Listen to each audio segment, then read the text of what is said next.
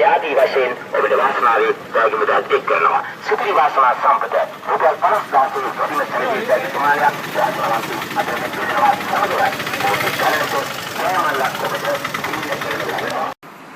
Oke, sekarang lagi di waterfront Colombo. Ya, namanya juga negara pulau yang dikelilingi laut, jadi kalau banyak air di tengahnya wajar.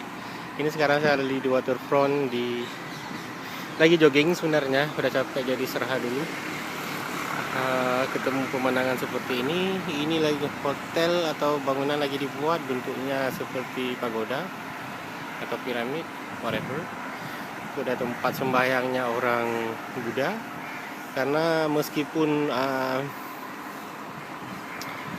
Sri Lanka itu orangnya kayak orang India umumnya wajahnya, tapi agama mereka mayoritas adalah Buddha bukan Hindu. Muslim ada cuma sekitar 10% ya.